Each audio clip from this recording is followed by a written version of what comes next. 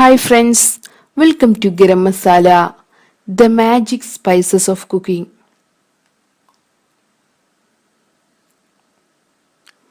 കായ്പോള അല്ലെങ്കിൽ പഴം കേക്ക്. ഇന്ന് നമുക്ക് മലബാർ ഇഫ്താർ ഡിഷായ കായ്പോള എങ്ങനെ ഉണ്ടാക്കുന്നതെന്ന് നോക്കാം.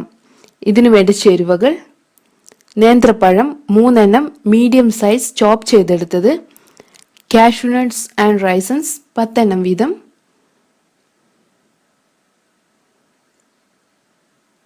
മുട്ട 4 എണ്ണം, നെയ്യ് 4 ടേബിൾ സ്പൂൺ, ഏലക്ക 2 എണ്ണം ക്രഷ് ചെയ്തെടുത്തത്, പഞ്ചസാര 1/2 കപ്പ്.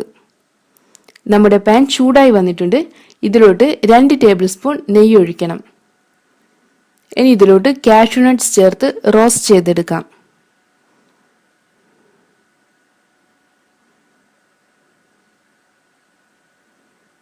അടുത്തതായി റൈസൻസ് കൂടെ ചേർക്കണം.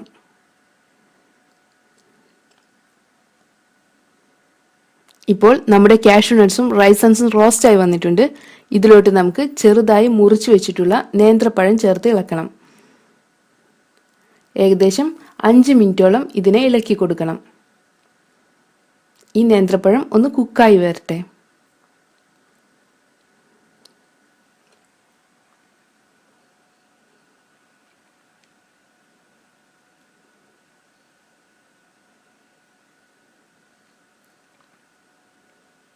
ഇനി നമുക്ക് 4 മുട്ടയെ ബീറ്റ് ചെയ്തെടുക്കാം.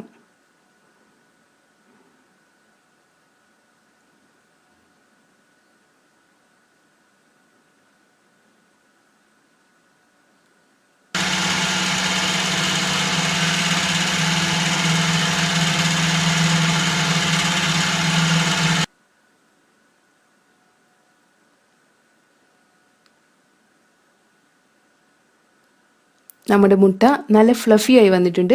ഇതിലോട്ട് നമുക്ക് ഏലക്ക, പഞ്ചസാര ഇവ കൂടെ ചേർത്ത് ഒന്നുകൂടെ ബീറ്റ് ചെയ്തെടുക്കാം.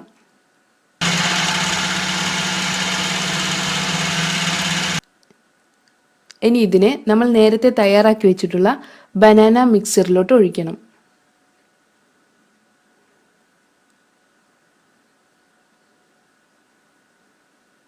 നമുക്കിതിനെ നന്നായി മിക്സ് ചെയ്തെടുക്കാം.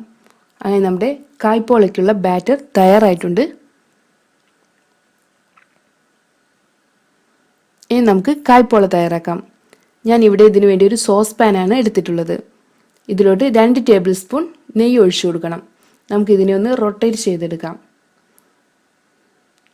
ഇനി ഇതിലോട്ട് നമ്മൾ നേരത്തെ തയ്യാറാക്കി വെച്ചിട്ടുള്ള എഗ് ബനാന ബാറ്റർ ഒഴിച്ചു കൊടുക്കണം.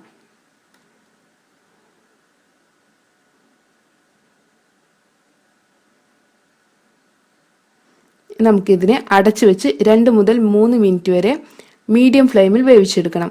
അതിനുശേഷം ഇതിൻ്റെ മുകളിലായി നമുക്ക് കാഷ്യൂ നട്ട്സ് സ്പ്രിങ്കിൾ ചെയ്യാം. ഇത് ഓപ്ഷനിലാണ്. ഇനി ഇതിനെ അടച്ചു വെച്ച് 10 മിനിറ്റോളം വേവിച്ചെടുക്കണം. വെരി ലോ ഫ്ലെയിമിലാണ് വേവിച്ചെടുക്കേണ്ടത്. അടിയിലായി ഒരു പാൻ വെച്ചതിന് ശേഷം അതിൻ്റെ മുകളിൽ സോസ് പാൻ വെച്ച് വേവിച്ചെടുത്താൽ മതി. ഇപ്പോൾ നമ്മുടെ കായ്പോളയുടെ മുകൾ ഭാഗം വെന്ത് വന്നിട്ടുണ്ട്. നമുക്കിനി ഇതിനെ ഒരു പാനിലോട്ട് ഫ്ലിപ്പ് ചെയ്യണം. ഇനി ഇതിനെ വെരി ലോ ഫ്ലെയിമിൽ 8 മിനിറ്റോളം വേവിച്ചെടുക്കാം. അങ്ങനെ നമ്മുടെ ടേസ്റ്റി കായ്പോള അല്ലെങ്കിൽ പഴം കേക്ക് തയ്യാറായിട്ടുണ്ട്. നമുക്കിത് ചൂടോടെ സെർവ് ചെയ്യാം. Thank you.